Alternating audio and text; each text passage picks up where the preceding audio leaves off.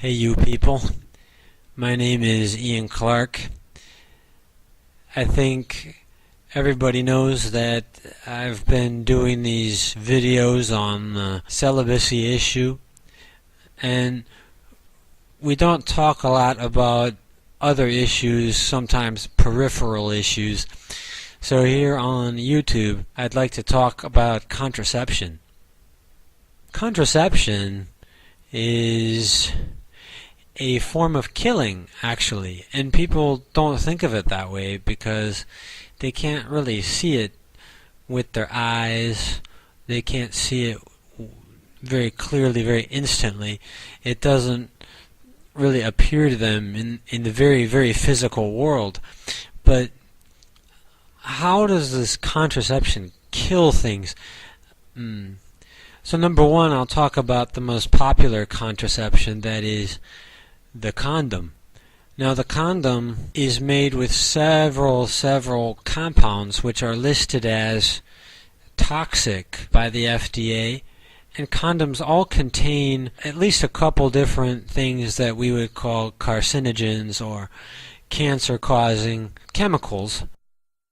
And one of those chemicals, just to name one, is called N-nitrosamine.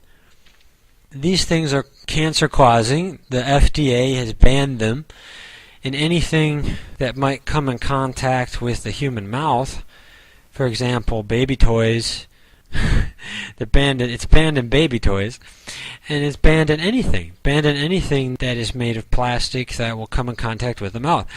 Now, a scientist will tell you that the oral and anal route, vaginal route, it's all different. Toxicity is different. Basically, you would be better off putting the condoms in your mouth than you would putting them downstairs. That's just a fact. It gets directly into the bloodstream down there, and so it's even worse down there. For political reasons, the FDA has banned N-nitrosamine in all of these products, but they won't touch the condom industry. They won't do that. The other thing is the lubricants in the condoms always contain benzene. Just Google benzene and look at the toxicity of it. Look at what benzene does to the human body, and you'll see.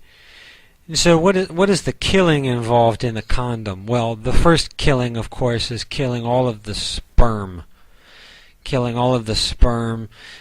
They die for nothing. They're just wasted for the thrill of the man. That's basically why they all die. And then the other form of killing is cervical cancer for the women. And people will not talk about this, but if women are constantly having carcinogens pushed up that part of their body, then why should it surprise people that they have precancerous growths and cancer on their cervix? It's not surprising at all, people. It's not at all surprising. To blame it on some mysterious virus which they can't isolate or find, they say it's HPV, is stretching it. It's stretching it when we consider that many average females are having carcinogens put up there on a very regular basis. Now, the other thing I want to talk about is the pill.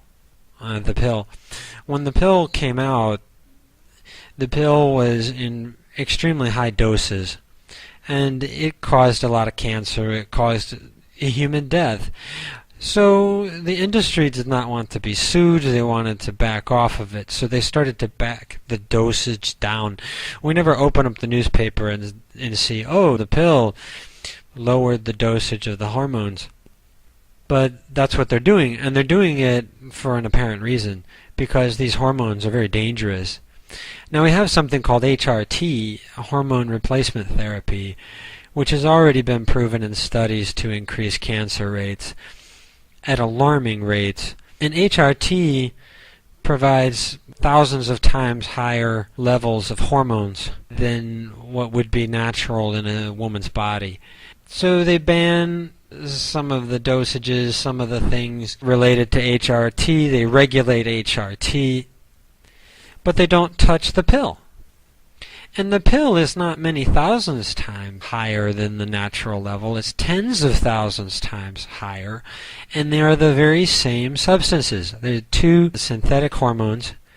They are the very same substances used for HRT. Well, a lot of HRT. The other HRT is using pregnant male urine, which I don't recommend either. That is also killing a lot of animals. I don't know if the pregnant male urine is being used commonly in the pill. But if you ever see PMU, stay away from it, because you are being very, very cruel to animals by buying that product and are responsible for slaughter of many horses just to make you feel better. It doesn't make a lot of sense to me. Now, the pill has been lowered in dosage, and that even that so-called low dosage is very, very high. The low dosage is not enough to ensure that the contraceptive effect is always there. So you actually have many women having abortions in their bodies. They don't know it. They just feel bad, and then they bleed very heavily. And they don't know that actually their pill did not completely work, and that what they had in that very crampy period and that very heavy, very bloody period was actually an abortion of a human being.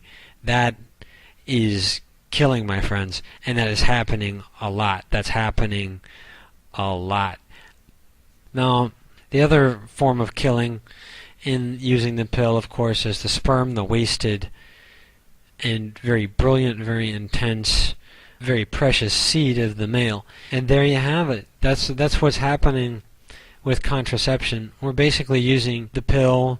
We're basically using condoms, and these things are not safe for people to use. They cause all kinds of repercussions to the people that use them. They are, I will dare to say, they are an affront to human dignity. It's against human dignity to use a very silly-looking thing, odd thing, a stinky thing. I mean, when you open up the package, you can smell the chemicals. It is an affront to your dignity to use this condom, this so-called condom, and it's just a rubber. It's a piece of rubber, and with the chemicals that go into making rubber, I just wouldn't think any woman should want that put into her body. And so I know nobody's talking about this. This is the first contraception video on YouTube. I hope that the information I've provided today is interesting. There will be links provided in the section on the right-hand side, and I hope people follow them and educate yourself that safe sex is a myth. There is no safe sex, not emotionally, not physically. And watch out for contraception. Contraception is bad news. Thank you, everybody. Bye-bye.